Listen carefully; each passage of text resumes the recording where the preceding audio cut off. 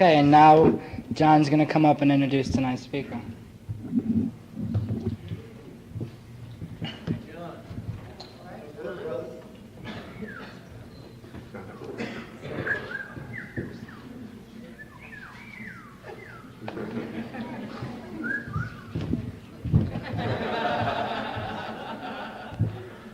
I'm an addict, I'm John. And, damn.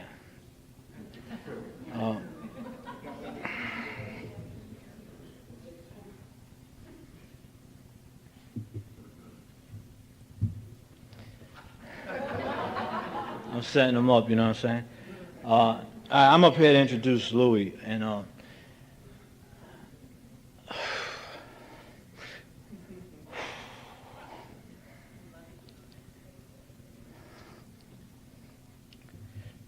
this is worse than fucking speaking. You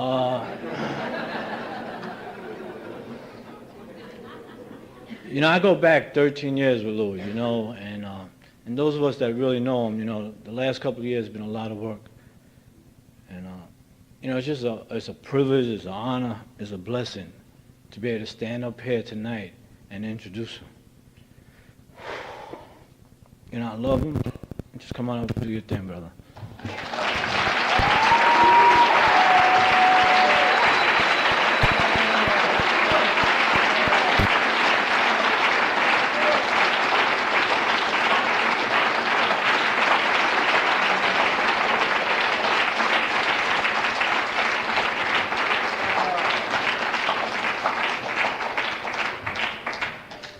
You a punk, man. You a punk.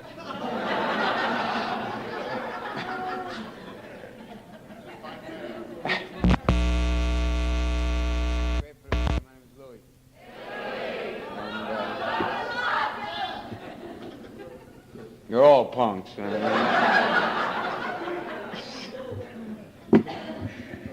Wow, what a rush, man. First of all, I'd like to thank the UCACNA committee for allowing me the opportunity and the privilege to, you know, talk about the thing that means most important to me in my life, and that's the program Narcotics Anonymous. You know, without the program Narcotics Anonymous, you know, I wouldn't be here today, up here, and it's a real honor and a real privilege for me to be up here to share my experience, strength, and hope. And you know, it came to as a surprise, man. You know, it's like, wow, you know, and perfect timing. You know, about 6 months ago, my wife and I sold our house, and we had an RV, and we decided to travel the country. And you know, we were due back October, and you know, God is good. You know, He want me to keep this appointment. So when I found out when I was on the trip that I was asked to do this, and it worked out real great, and I'm real glad to have the opportunity to be here in more ways than one. You know, I'm having dinner and I'm with my friends, and you know, everything is good, and it really, I don't ever think about when I share, but it's been a couple of years since I've you know, shared, and you know, in any type of setting, and it didn't hit me till last night when we were driving up here, you know, what it is that I'm doing, and you know, we get caught up in, you know, nervousness, and you know, and what are we going to do and what are we going to say, and you know, our egos get involved, and you know, our total, you know, me being a human being, you know, a part of my process. And you know, then we're at dinner, and all my friends are ragging on me, you know, don't tell this, don't lie, you know, don't tell the truth, you know, don't tell this, you know, like I got anything to do with this, because God has nothing to do with any of this, you know. And I got to keep it simple. I got to remember what I was told when I first came to these rooms is you know, how it was out there, what got me here, and how it is today. And if I can keep that focus, you know what, everything else will be okay. And I've been thinking, and I just want to share a little bit about what's going on now. Just got back from traveling the country, and what a beautiful country we have. I mean, amazing. And there's a lot of things that go with that, you know. I had never, ever, ever thought that I would ever like travel or anything. You know, we have a lot of us. You know, I've heard of childhood dreams. You know, I want to become this. I want to do this. I want to travel the country. I want to like do this. You know, I want that house with the picket fence and this and that. And as a child, I never had any dreams like that. I didn't think I'd ever have a home or I never thought about traveling the country. My disease of addiction manifested in so many different areas, and one of the main areas was, low self-esteem, and never looking into the future, and how else, could I consider myself and live because, the things that I did, where I came from, of course we blame our neighborhoods, our backgrounds, my nationality, for those that confuse me for being Irish, I'm not. And, I'm Puerto Rican from the South Bronx, and I had a lot of those racial issues, growing up. I had a lot of those insecurities, I felt less than, society labeled me a certain way, and and I believe that, it talks in our text, about, we're misinformed people, and for many years I was misinformed, and growing up, up in the ghetto, and believing that I would never amount to anything, and then leaving the ghetto and moving to locations, and I remember talking about like no matter where I go, Louie followed, and no matter how my disease of addiction or how I tried to take care of the outside, the inside always came with me, and that inside was this little boy who was afraid, scared of everything. I ran with youth gangs, in New York, and I thought I was, this tough guy. I've had many different masks in my life, and all these masks, all they did was just hide, that little scared boy, that I was, and never thinking that I would amount to anything, never thinking that I deserved anything. I remember my stepfather telling me, we used to have a thing, they used to call me like bruto, like I was dumb. Like anything I ever did, I was like dumb and I was stupid, and that's what I believed, I was in 4th grade with a 12th grade reading level, and college reading level, and I was in special progress classes, and I had these two different lifestyles, when I was in school, man, I was intelligent kid, and then, at 3 o'clock, when I go back to the street, I became this little gang member, and I needed that, and I'm real grateful, man. My God is so loving and so caring that throughout my life, the journey that I've been on is to get close, to this God of my understanding. And he's allowed and he's put everything in my life that I've needed to do that. And in recovery, what I have found in the inventories that I've taken is that he's allowed me to see all those things that I've used to keep him away from me. The images, the mask, the tough guy, the lover, the hustler, all these things that I used outside of me to make me feel good. And all they were tools that I used as to keep the God of my understanding away from me. And I ran with, a lot of things for a lot of years. And, how else was I supposed to think of myself? The way society labeled me, the way I labeled myself, the things that I have done, the many times the choices that I've made in my life where I fell short, I would always start something, and I would never, accomplish it. I would never finish it. Different courses in school, I was going to be a nurse, I studied for that. I was going to be a physical therapist. I went to school for that. I mean, I was like, I was going to be everything, and always started something, and then I would always find the way to sabotage it. I have that fear of success, I have that fear of becoming, somebody, because the track record that I've had is everything I touched, turned to garbage. Everything I touched just fell apart, I remember having a business in New York, and really, really good business, and towards my last years in New York, before I moved to Florida, and starting this business from the ground up, and really becoming successful in it, and then, sure enough, my disease of addiction just took over again, and when it manifested in drugs, and, threw that out the window. And that had been the pattern. So I come to Narcotics Anonymous, and you people tell me that I'm off the hook, that I'm not responsible for anything that I did when I was out there, that, it's time for me to change a lot of these patterns, man, and it's been, it was real difficult for me to believe any of that, and again, so, I found things in these rooms where my disease of addiction, could hide also, and, service was one of those things.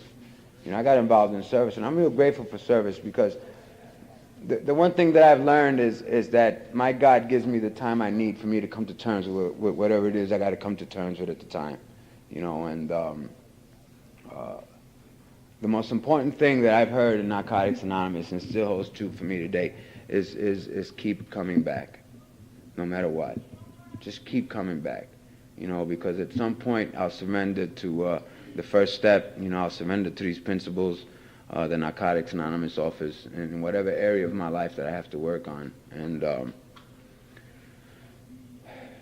And I came in here and I found that I can get involved in service and that it would feed the ego part of me and I can use it to look good and I can use it as a mask and I can use it to hide my feelings and I can escape in service and I got involved with the traditions and before I worked the steps, of course, and because it was a good way, back in, in the early days, in my area, if you knew about traditions, obviously you had worked the steps already, and you were some big giant, and people stayed away from you because, they couldn't, it was a way for me to keep you away from me, and you wouldn't ask me anything or confront me in any way because, I was in the middle of it. It was my activities committee meeting. It was my convention that I was involved with. It was all of me. If I didn't do it, it wouldn't be done right. And it was all my ideas. It had nothing to do with a loving God, as He may express Himself. It was all about me. And you know what? That's what I needed. That's what I needed at the time. And I remember. Stealing early in my recovery. Stealing was, I love stealing, because part of my disease of addiction manifests in the hustle. I loved, part of like copping in Harlem was the ability to get out, and, when I moved to South Florida and I found the hood in South Florida, part of that rush was getting out. I'd be sick for my particular drug. And, the minute I got it in my hand, I was straight, and what a rush. I liked hustling. And I used to go to meetings and I used to steal lighters, those little big lighters, and, whatever color I was wearing that day, I'd steal it. And if I'd see you with a lighter, I would take it because it fed that hole inside of me that I had. And I didn't know any other way to fill it, and then at one time, then I started to learn about honesty. And, hearing about it, not learning about it, just hearing about it, And so, I remember one day I stole the lighter and I went to the person after the meeting and I gave it to him. I said, listen, by the way, I'm working on honesty. Here's your lighter. And, using that principle, again, to feed my ego, to escape, to hide, and... sex. Sex was another area, where my disease of addiction manifested. Using sex as a way to fill that void inside of me. And occasionally, it would be with a partner, and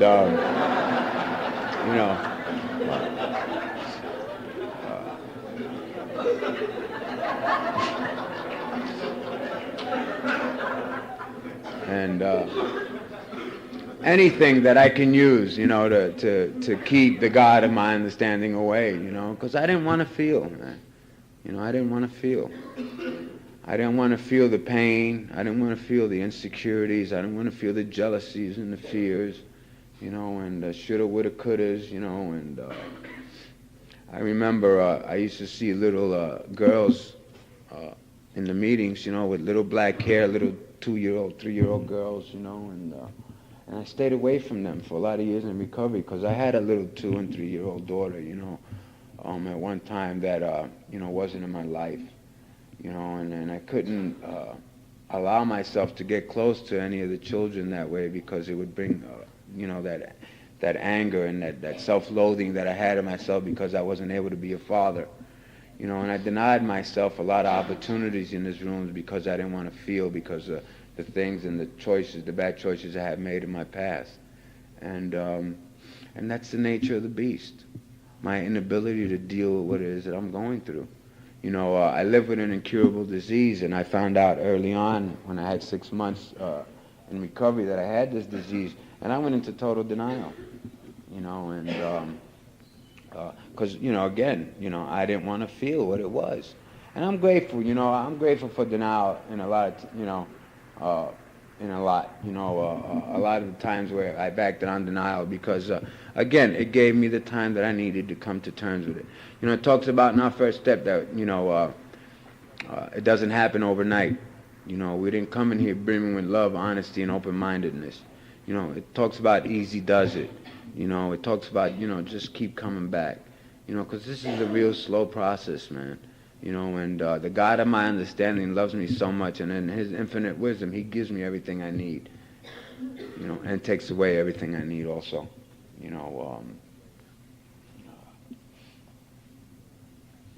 Credit cards, man. Oh my God, what a run I went on them.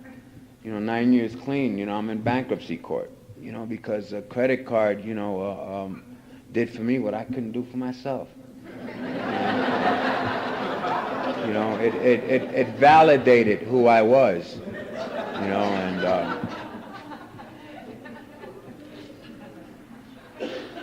and what it boils down to, man, is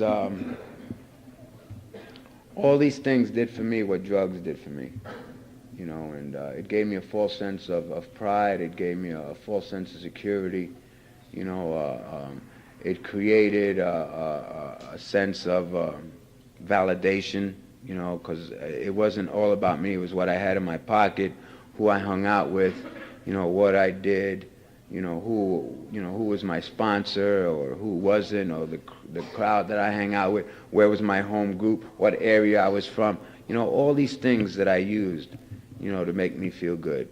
Because me of myself, I had nothing to feel good about. And,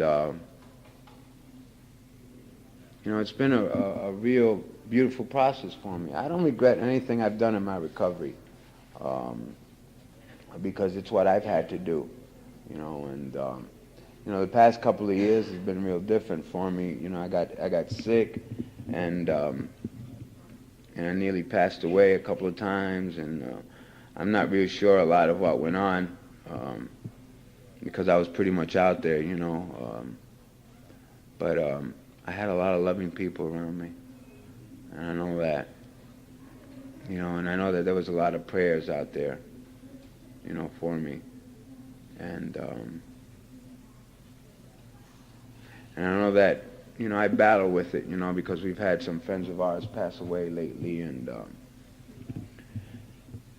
I keep, battling with myself, and I remember before I was leaving on this trip, this trip was part of like finding out, where I belonged and what place God had for me on this earth and what was I supposed to do, because I just felt so grateful, that I got out of what, where I was at, that I'm alive.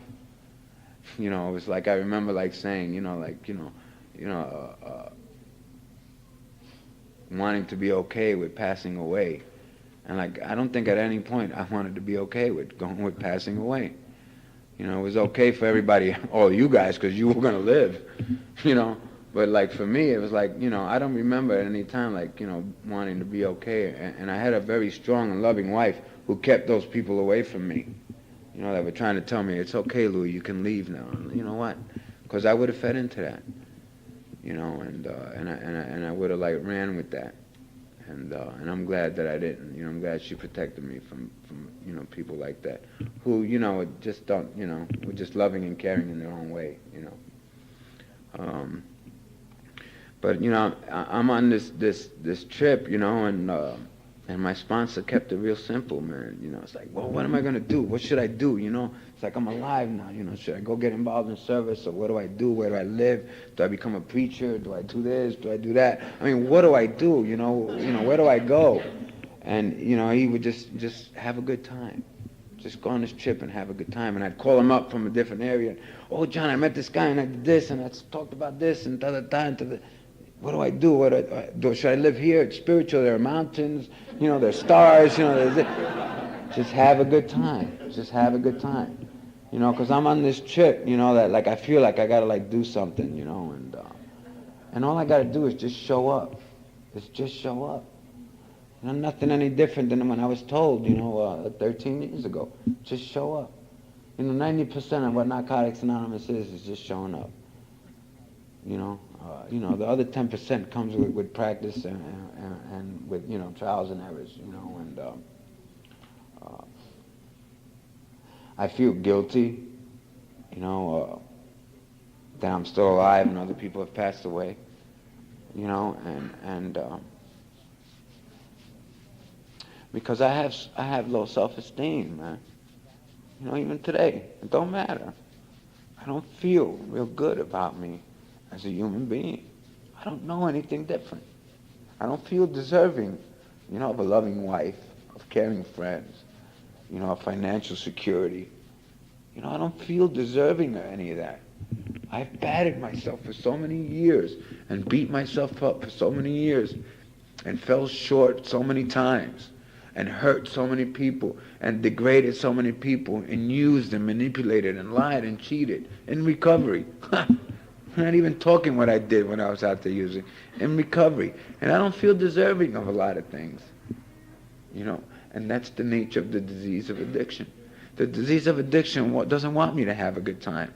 Doesn't want me to travel the country. Doesn't want me to feel good about me. Doesn't want me to work steps. Doesn't want me to get to know who I am. Doesn't want me to feel good about me. Doesn't want me to have a loving wife in my life and loving friends in my life. Doesn't want me to have that house. Doesn't want me to do anything. It wants me to stay degraded. It wants me to stay down. You know, that's what it works for. That's what it lives for. And I battle with it, and I battle with it, and I battle with that. You know, and I don't know any different. You know, 13 years is not equal, you know, 20-something years of you know, lying, cheating, and stealing. You know, I don't know when that time comes. I don't know, you know, they say, you know, when you come in here, if you used 18 years, you're 9 years old, or you know, if you use 20 years, then when you get 20 years clean, then you're just a year old, or, you know, I don't know when any of that happens. I know that I get out of this program what I put in. I know that half measures avail me zip. You know, I know that if I take this lightly, I'm going to get back lightly. You know, I know that for me, man, I got to like just put 100% into this. You know, we live to use and use to live. You know, if I could just apply maybe even just 20% of that into this, you know, I might be okay. You know, just in anything, you know, if I can go that extra mile. And I was thinking about that the other day, that extra mile, you know, and I've had a lot of good, man, in recovery, you know, and I've made a lot of good choices, you know, and I had one of my good choices was my worth ethics. You know, I was with a company for 11 years. 11 years I worked with this company, you know, and, you know, I couldn't keep a job 11 days, let alone 11 years. You know, and I worked with this company, and I remember working 100 hours, and I remember telling the bosses they'd want to send me help, and I'd say, no, I'd handle it, and I'd be out there, and a lot of my friends would, how could you work so hard, or what could you do, or, you know, look at you, and this and that, and it paid off. You know, I got sick a couple of years back, and you know, they paid me full salary for 7 months that I didn't work. You know, I had 11 years of sick days.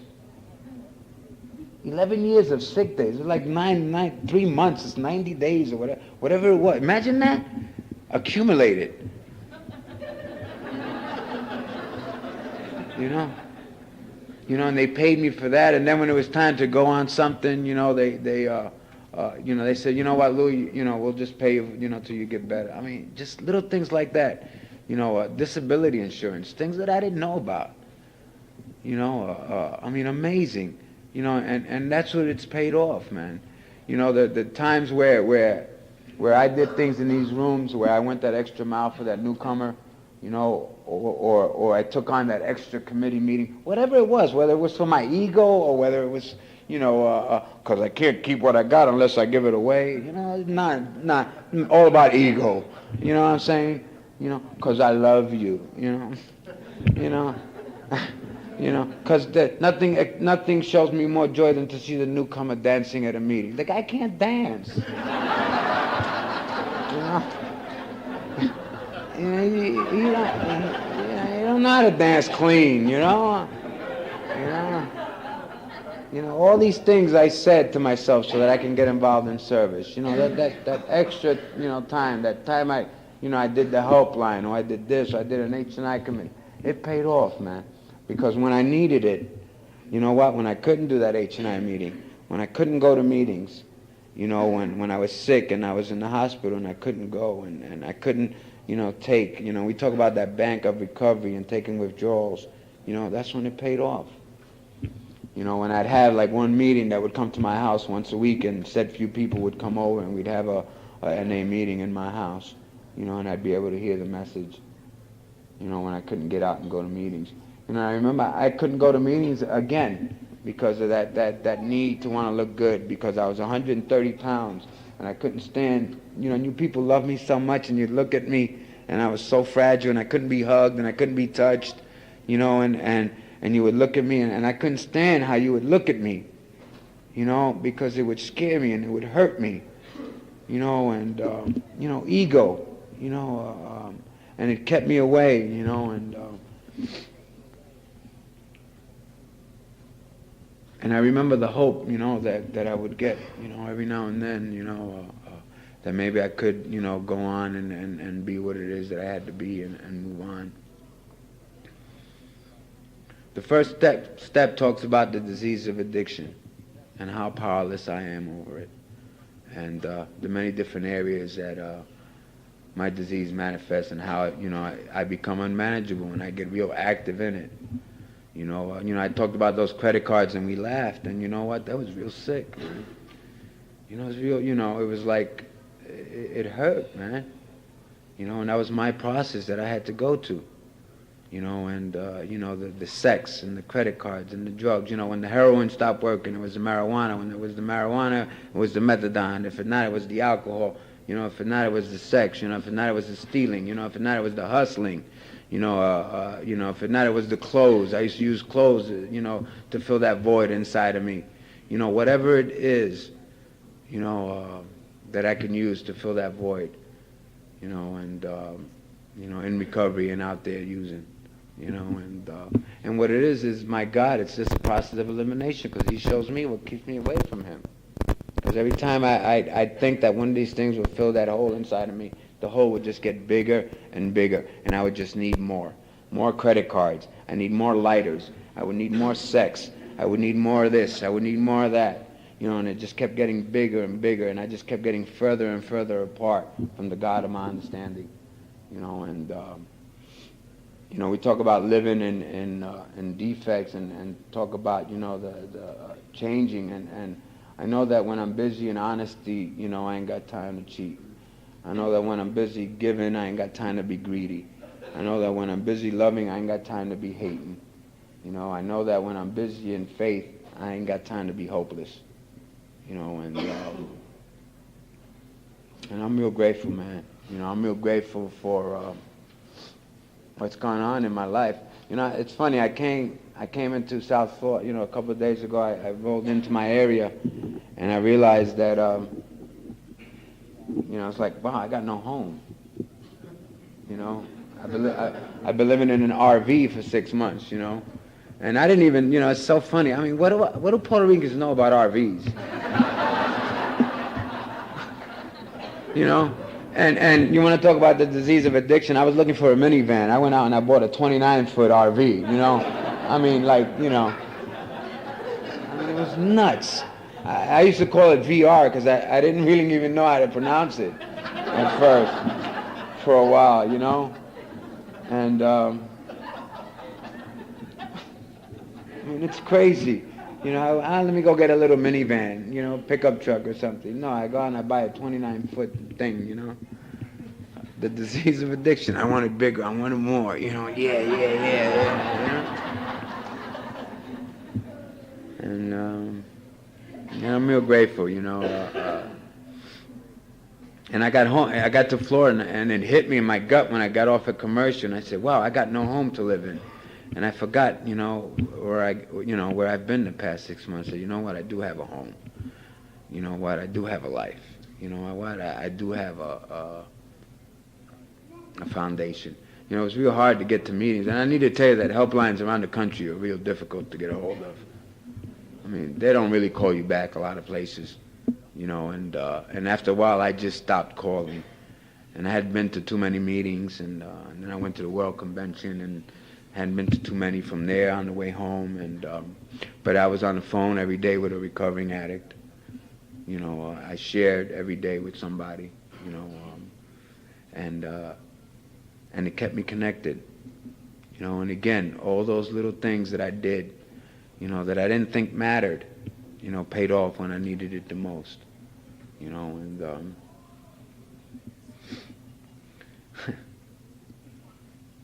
you know, what does it talk about? Life is good. Wow, life is good, man. How it was I was scared, I was hopeless, I was insecure. You know, what got me here was my fear, was my hopelessness, was my insecurity, was my desire to find something different. And I tried to find it in many things when I was out there. I tried to find it in religion. I tried to find it in outside things. I tried to find it in youth gangs. I tried to find it in women. I tried to find it in men. I tried to find it in clothes. I tried to find it in money. I tried to find it in power, property, and prestige. I was a doorman of a club in New York City, and I had club courtesy all over the place, and everybody wanted me, you know, because it was up to me to let you into this exclusive club, you know, and I had so much power. You know, and it did for me what I couldn't do for myself, you know. And I belonged to a gang, and when I was around a bunch of guys and we were together, you know, and it did for me what I couldn't do for myself. You know, the clothes, when you look at me and I wore these beautiful clothes, it was like, wow, look at him, you know, I want what he's got. You know, everything on the outside. You know, when I sold drugs, like any of us that were dealers, we all had the best drugs. You know what I'm saying? You know, we were all the best dealers, you know. We all got it directly from Colombia, from the mountains. You know, there was nobody, you know, before us. You know, we didn't have sponsors out there, you know. We were directly right to the source, you know. If we all were you know, who bought from us? I don't know, you know. And I was my best customer. I bought from me. And, you know, all these different things, man. I converted, you know, I was, you know, brought up Roman Catholic, and I converted to Judaism in 1980. Thank God I was already circumcised.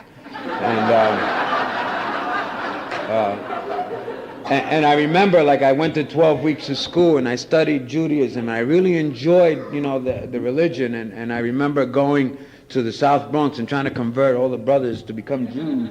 We'll go and we'll open up, you know, a store on you know, down in Orchard Street, you know, and we'll sell, you know, raglan coats, and, you know, we'll do this, and, you know, I mean, you know, the whole thing. And I remember, you know, studying Nishare Shoshu Buddhism, you know, and chanting Nam Myoho Renge Kyo in front of this little wooden box, and trying to convert, you know, smoking pot, you know, meditating, you know, and you know, for 3 years I did that, you know, and you know, and trying to convert everybody, because this is the way of life, and being a Roman Catholic, and, you know, I tried to find it in these different religions. You know, you know, being a Muslim, I couldn't wait to get to Allah and take 2 or 3 people with me, you know, you know.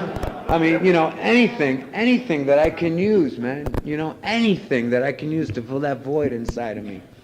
You know, the credit cards, you know, I remember, you know, I'd go to the malls, you know, these malls, and I'd apply for everything. You know, I mean, who gets a Radio Shack credit card?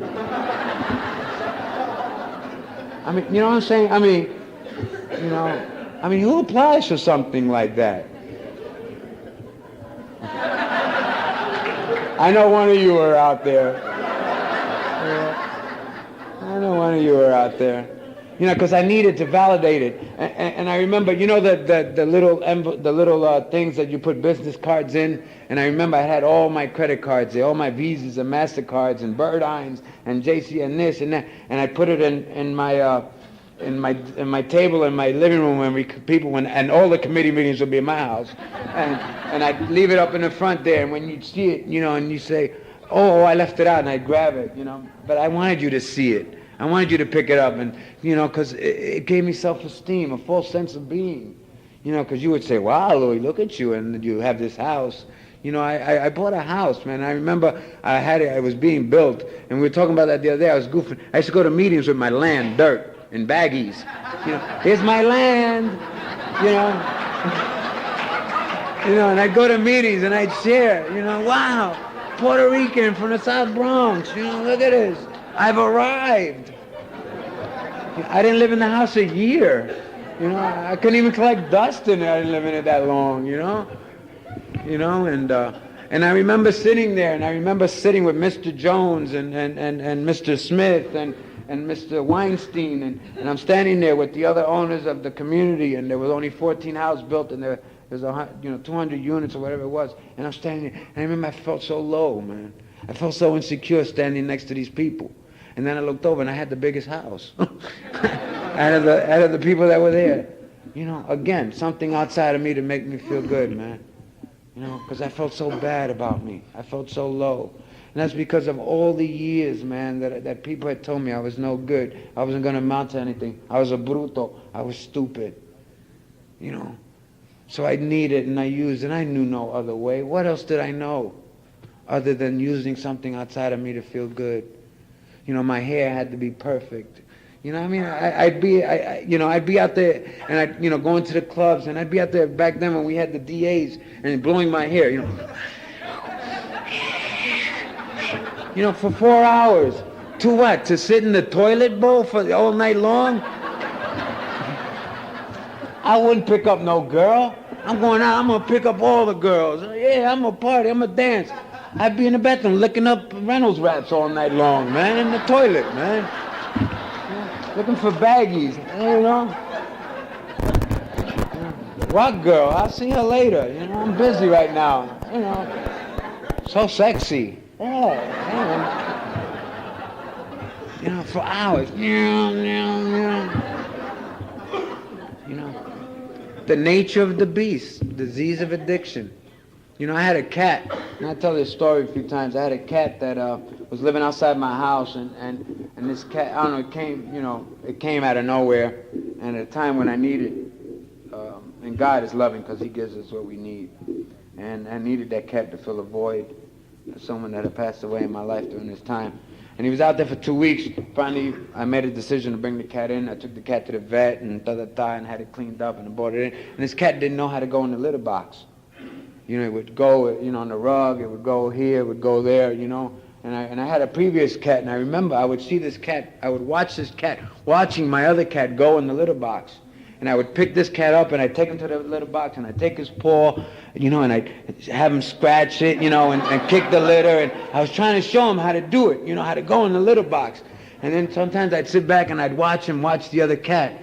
You know, and the other cat would go, and then he'd go in there and sniff, or she'd go in there and sniff and round, and finally she started going in the litter box. You know, and she didn't get it the first time around. She had a few relapses, you know. But you know, she kept coming back. You know what I'm saying? And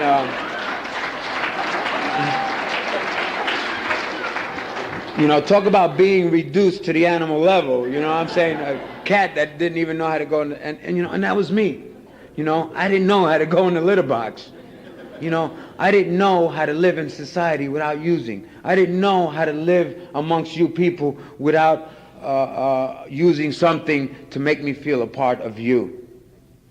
I didn't know how to just be me around you.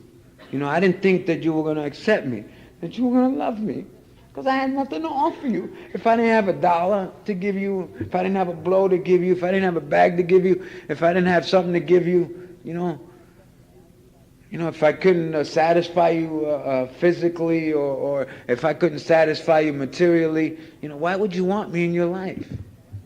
I remember this guy, I was early in recovery, And he told me to meet him in his house, and I went to his house, and I remember he wasn't home, and he had a sign. He says, his door's open, go in. And I couldn't go in the house.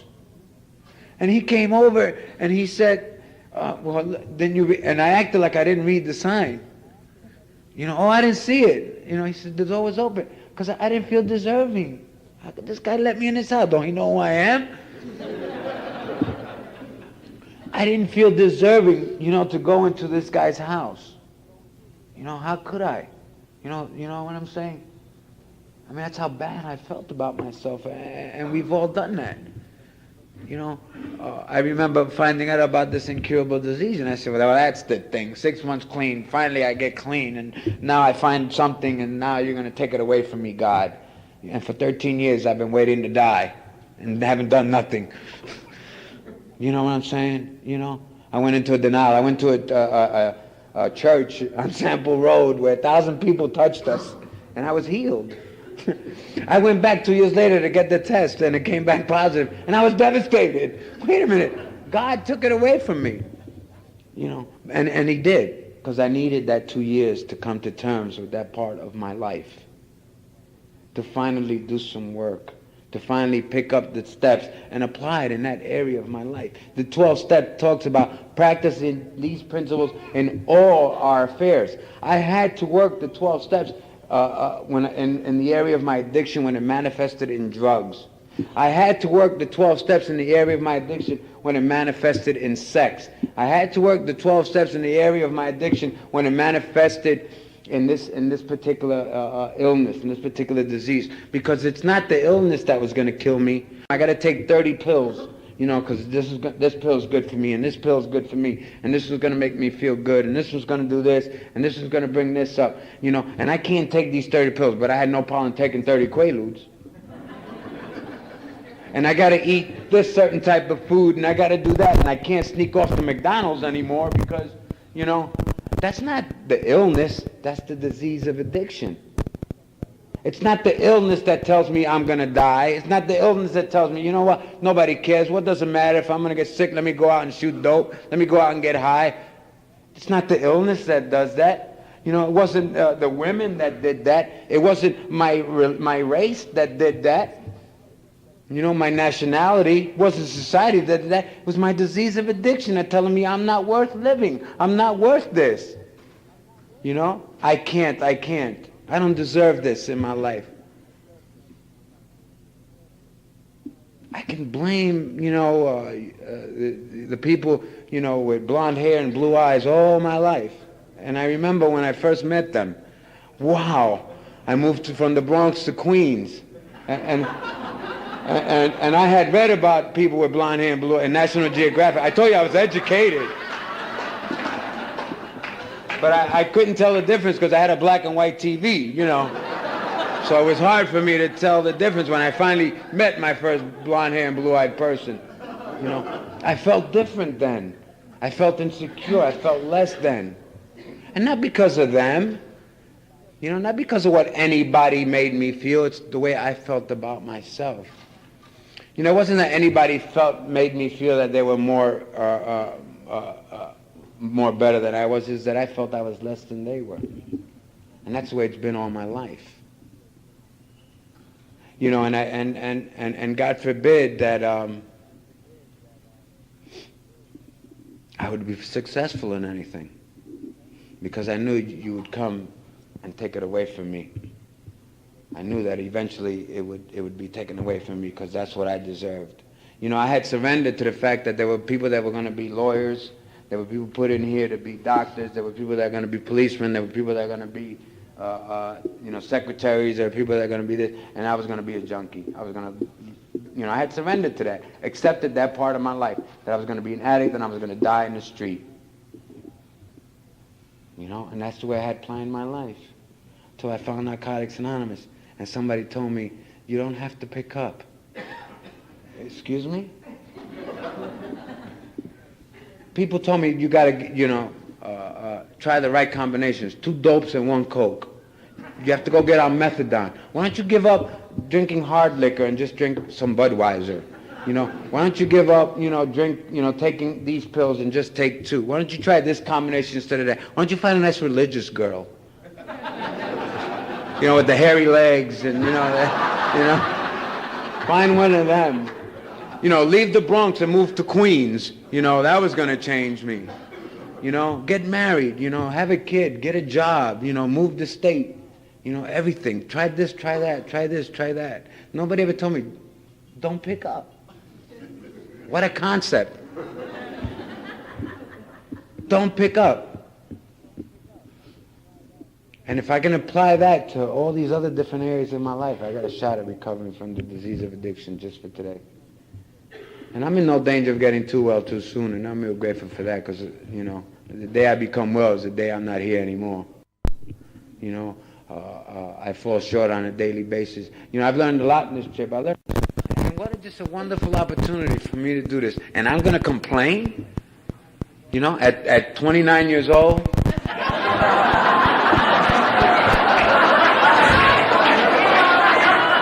To be able to travel the country. I said honesty comes in time. Didn't say when. I mean, what a wonderful opportunity, man. And I'm so grateful and so grateful. And that's why I'm caught up in, what do I got to do for God? What do I got to do? Let me pay back God. Man, you don't want no payback.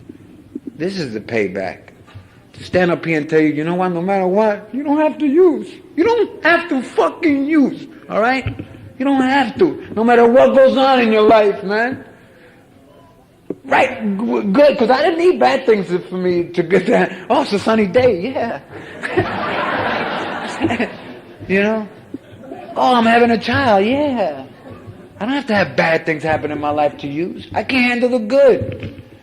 Let me escape from this wonderful feeling, because I'm going to lose it later on. No matter what goes on, we don't have to use it. And I've clung to that, man. That's the only thing I've done right in Narcotics Anonymous. That's the only thing I need to do right. Picture that. I don't need to do nothing else.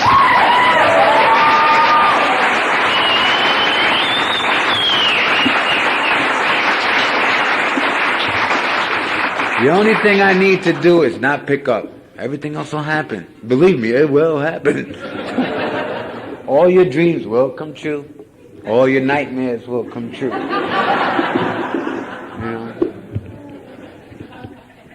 God is so loving and caring that He'll give us everything we need in order to stay here. And what a wonderful journey it's been. What a wonderful journey it's been. I mean, look at us. We're in Daytona Beach at Adams Mark. Here, listening, sharing and caring, getting to meet people, getting to know people. Staying clean, man, just for today. It's like, wow, man. Where else does, individuals like us, and it don't matter what we used and who our connections were. It don't matter whether we shot dope or whether we just had pot or whether we came from the South Bronx or whether we came from South Dakota. Nobody comes from South Dakota. I was there. Nothing there. My favorite part of the country, actually, But I mean, and it doesn't matter, and it tells us that in our literature, But we get in here, well, let me hear your story. I got to make sure you shot dope. I got to make sure you went to jail. We qualify speakers now, and this and that, You sure, We have no rules, but we give ourselves so many rules. So many limitations. So many reasons for us to go back out the door. And we don't have to do that, man. I don't have to fight for my seat in here anymore. I don't have to be different. I don't have to be better. I don't have to be less than. I don't have to have more. I don't have to have nothing. I just have to keep coming back, not pick up a drug, and with a little love, man, a little understanding, I get a shot at this. But I do have to do something. I do have to work the steps. I do have to practice those principles in my life. And I do have to take them and apply them in many different areas so that I can get a better understanding of who I am and why I do the things I do when a certain situation comes up in my life. Why I run when I feel fear. Why I want to go left when I should go right. Why I make the choices that I make in my life. So that maybe one day when I come across that decision again, I don't make that same choice. And it's okay. I don't have to be afraid of looking at myself in a piece of paper. I went to a meeting, and my God, man, and I goof about it, that it was so real, because you write about what a topic or what you're feeling, and when you're writing, it's like I ain't gotta, I'm up here and I'm glorifying and minimizing, But when I'm by myself and, when I'm writing, I don't have to glorify nothing. I don't have to repeat myself 20 times. I don't have to, nothing. I just put it on paper how I'm feeling. Blah, blah, blah, blah, blah, blah, blah. And then sharing about it, just exactly what I wrote. And I goof about this meeting because it was so real. But you know what? And it's like, I want to stay away from that. I don't want to feel. I don't want to get real. I don't want to get honest. The nature of the beast. And I've done some writing, while I've gone away, and I did that new first step thing, that new thing we have now, and I'm doing that, and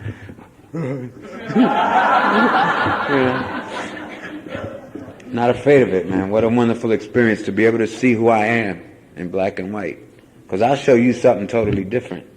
This, you'll see this up here, and you'll see, da, da, da, da. But when I'm by myself, man, and what a great opportunity. I don't need you to tell me who I am anymore. I don't need you to tell me what I do right or what I do wrong anymore. I can put it on paper myself. I can make the changes myself. And that's what the steps do. The steps allow me to see who I am so that I don't have to make those same mistakes. And whatever, I just got to keep going on.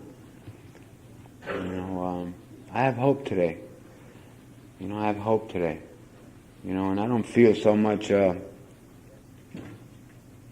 debt anymore. I don't owe anybody anything. I don't owe nothing to no one. I've relieved a lot of those areas with my children. I have that daughter that I talked about, doesn't want me in her life. She had a baby in February. And God is so loving and caring, my son's his girl's gonna have a baby now. And I called up the other day, and he wants me. You're going to be a grandfather. How do you feel? Again, you're going to and it's like, so where one doesn't fit, God puts the other one in. Half, looking at the glass half empty or half full. I whine and whine about what I don't have, but look at what I got here. And that's the way he's been for me. Wherever he takes away, man, he fills it with something else loving and caring. And that's what I focus on. I can't focus on my daughter who doesn't want me in her life, who I wanted, who I searched for, who found me and looked for me. And my son who I searched for, who I thought didn't want me, who told me, I don't need you. I haven't had you in 20 years. You're okay. Now he's like, and what a wonderful feeling when his girl said, oh, it's your daddy on the phone. It's your dad. What a fucking good feeling that was when she said that.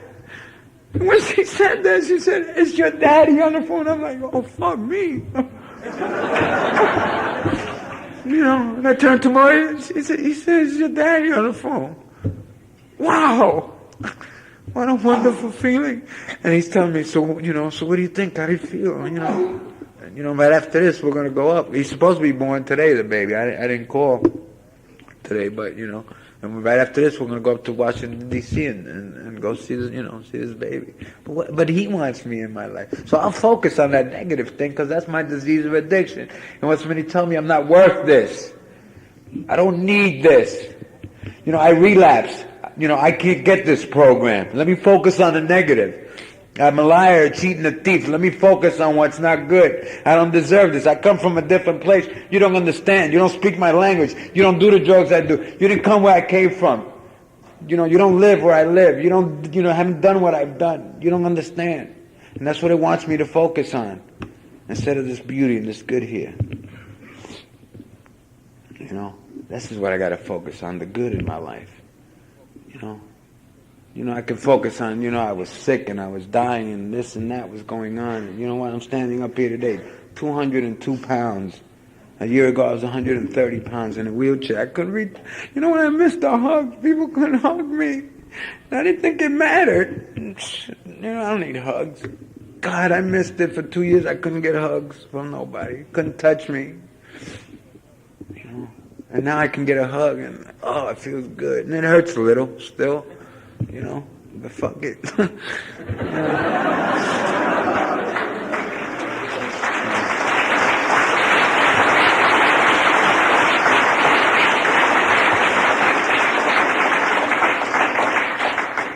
You know, he loves us, man. You know, allow yourself, you know, I have to allow myself and give myself the opportunity to let the God work in my life and let the process of recovery happen in my life. What got me here was that loneliness, that desperation, that fear, that rage, that anger. And how it is today, you know, it's about love, it's about joy, it's about promises, it's about hope. And, you know, it's not all the time. You know, I don't work this perfectly. You know, I fall short. I get hopeless. I get afraid. You know, I get self-centered. You know, at the minute, like I said, at the minute I got into commercial, oh, I got no home. I got no home. Where am I going to live? I don't like living with people. I don't like having to do this. I don't like having to do that. You know. And I focus, you know, no, wait, you know, I got people that love me. You know what, I have a home. You know what, I'll sell it. I'll get something. I'll do this, I'll do that. You know what I'm saying? You know, I just traveled the country. A guy who couldn't, you know, I was on methadone. I couldn't go into New Jersey. They wouldn't give me take-homes. I couldn't go into New Jersey for a weekend, let alone travel the country. What an amazing... And not all of you are going to travel the country. You know, I'm not here to tell you everybody's going to travel the country. You won't, you know. You ain't got it like I got it, you know what I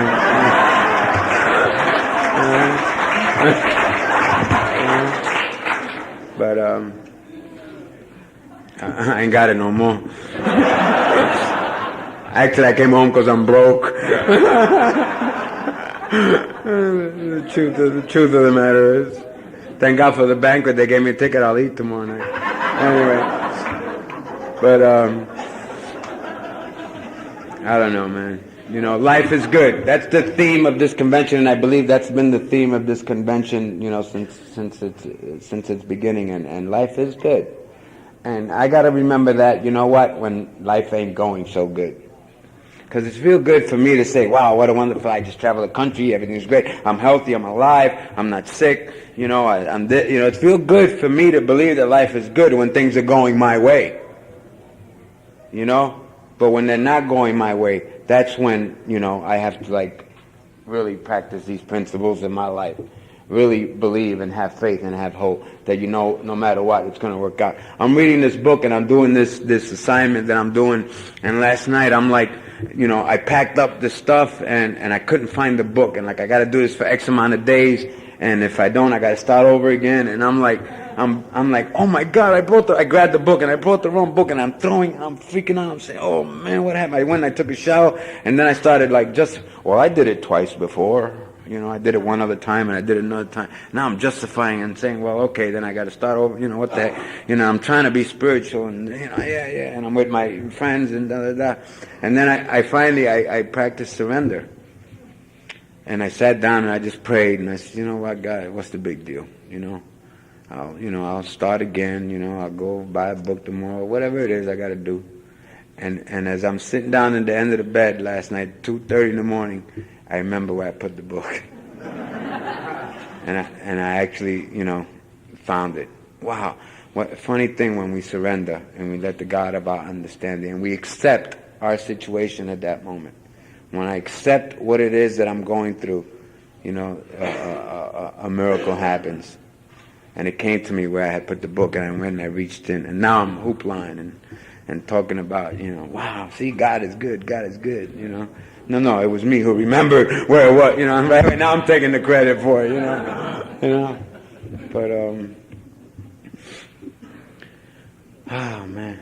You know, what am I supposed to say, man? You know, it's good today. You know, it's good because I'm clean.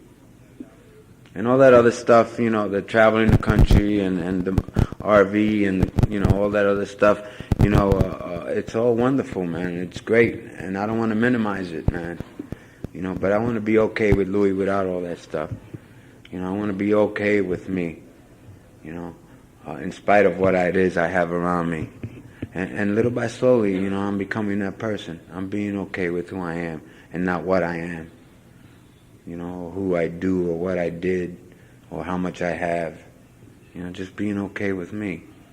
I don't have to be the big comedian. I don't have to be, the best, this or the best that anymore, man. I just have to be me, and apply that, and I got a wonderful group of guys, man, that I work with, that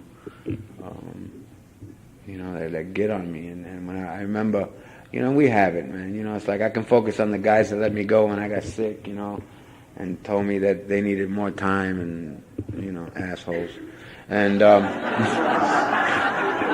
punks, and or I can focus on the guys that stayed with me and said, no matter what, Louie, I love you anyway. And it was just good because it was a good way for them not to work any steps for 2 years anyway. And, well, my sponsor's sick. I can't really do nothing now, I know.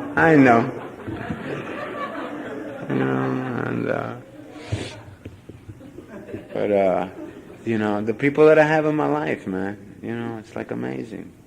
And when I was out there, I had nobody. I wasn't deserving of anybody. Today I am. Today I'm deserving of having good people in my life. And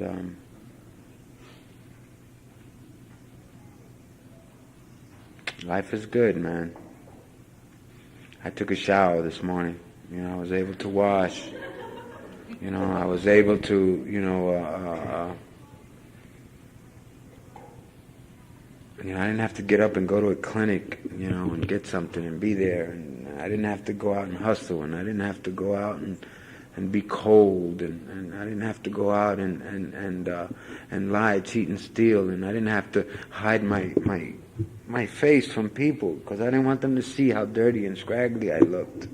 I didn't have to do that today. I was able to walk proud and be me, and walk down the street and not worry about, the cops, they're going to stop me.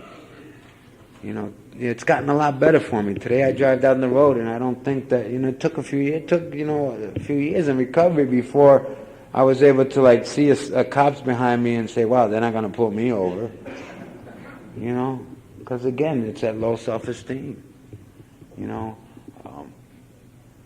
Today, I have a couple of credit cards back, and I can practice them, for the most part, responsibly, and, everything that he's taken away, he's given me back in my life.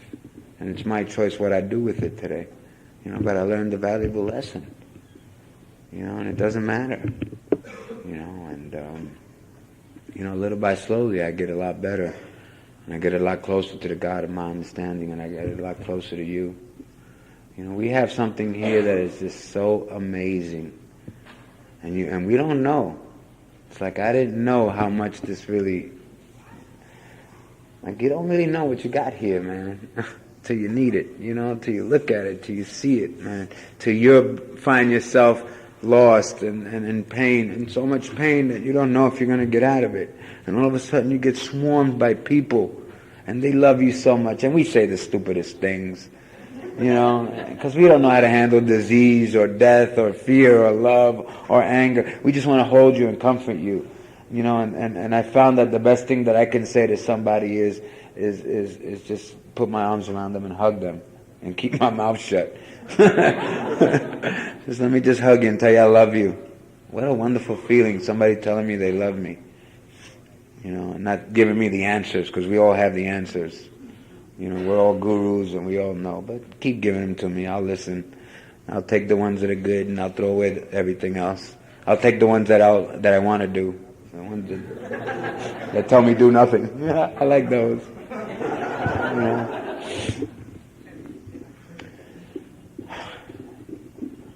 Wow. It's nice. It's nice to be clean on a Friday night, Halloween weekend. And you know what? We don't have to wear masks today. We didn't have to be in Halloween for us to wear masks. I can take those masks off today. And it's a real slow process. Give yourself a break. Give yourself time. Don't pick up. Number one, don't pick up. Go to meetings of Narcotics Anonymous. Practice these principles. Learn how to live. Get involved in service. Get in a relationship. Do whatever you got to do. Don't get in a relationship. Don't get involved in service. Don't do. Do and don't. Just show up.